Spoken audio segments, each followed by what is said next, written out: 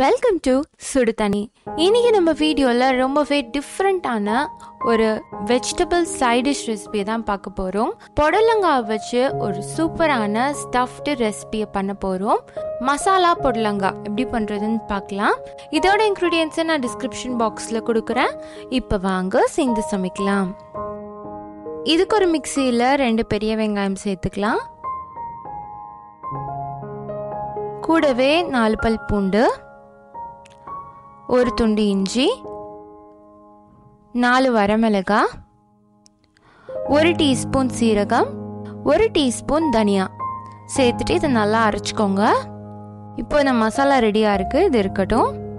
அடுத்து நம்ம பொடலங்காயை கட் பண்ணிடலாம். 2 சைட்ஸையும் இந்த மாதிரி கட் பண்ணி எடுத்துட்டு இந்த மாதிரி கொஞ்சம் பெரிய ரவுண்டாக கட் பண்ணிக்கோங்க. இப்போ இதுக்குள்ளே இருக்க விதையெல்லாம் நம்ம எடுத்துடலாம். இந்த மாதிரி ஸ்பூன் வச்சு எடுத்திங்கன்னா ரொம்ப ஈஸியாக இருக்கும். எடுத்துட்டு இது மாதிரி ரவுண்ட்ஸாக நம்ம ரெடி பண்ணி வச்சுக்கலாம். அடுத்து ஒரு கடாயில் 1 டேபிள் ஸ்பூன் எண்ணெய் சேர்த்துக்கோங்க.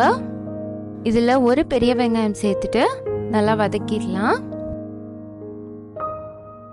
இது கூட 1/4 டீஸ்பூன் மஞ்சள் தூள், 1 டீஸ்பூன் கரம் மசாலா, 1/2 டீஸ்பூன் மிளகாய் தூள் சேர்த்துட்டு தேவையான அளவு உப்பு சேர்த்துக்கோங்க. சேர்த்துட்டு இதை நல்லா மிக்ஸ் பண்ணி விட்டுடலாம். இந்த மசாலாவோட பச்சை வாசனை போனதுக்கு அப்புறமா ஆல்ரெடி நம்ம அரைச்சி வச்சிருக்க பேஸ்ட்டை இதோட சேர்த்துடலாம். சேர்த்துட்டு நல்லா மிக்ஸ் பண்ணி எடுத்துக்கோங்க. ஒரு 5 நிமிஷம் இதை லோ ஃப்ளேமில் வச்சு நல்லா குக் பண்ணி எடுத்துக்கலாம். இப்போ பார்த்தீங்கன்னா இந்த மசாலா நல்லா ரெடி ஆயிடுச்சு. இதை கொஞ்ச நேரம் ஆற வச்சதுக்கு அப்புறமா நம்ம இதை ஸ்டஃப் பண்ண ஆரம்பிச்சிடலாம். ஒவ்வொரு பொடலங்காய் பீஸை எடுத்து இந்த மாதிரி உள்ளுக்குள்ளே ஸ்டஃப் பண்ணிக்கோங்க.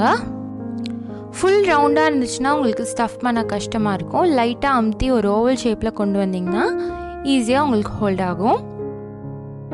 இது மாதிரி ரெடி பண்ணிக்கலாம்.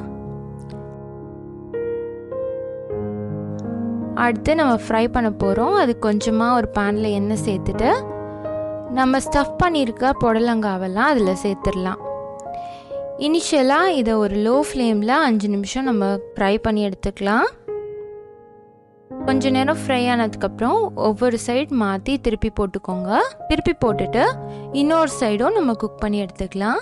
இதில் மசாலாவும் நல்லா குக் ஆகிடும், பொடலங்காவும் நல்லா சாஃப்ட் ஆகிடும். இது நல்லா வெந்ததுக்கு அப்புறமா மிச்சம் இருக்க மசாலா இருந்துச்சுன்னா இதில் சேர்த்துக்கோங்க. நம்மளோட மசாலா ஸ்டஃப்டு பொடலங்காய் சூப்பராக ரெடி ஆகிடுச்சு. இது சாம்பார் ரைஸ்க்கு ரொம்பவே நல்லா இருக்கும். இதை ஒரு காரம் கம்மியாக இருக்க குழம்போட நீங்கள் சேர்த்து சாப்பிடும் போது ரொம்பவே நல்ல காம்போவாக இருக்கும். ஜென்ரலாக சாம்பார், மோர் குழம்பு அந்த மாதிரி பண்ணும்போது இந்த ரெசிபியை ட்ரை பண்ணி பாருங்கள். இந்த வீடியோ உங்களுக்கு பிடிச்சிருந்தா லைக் பண்ணுங்கள். சுடு தண்ணி சேனலை சப்ஸ்கிரைப் பண்ணுங்கள். தேங்க்யூ.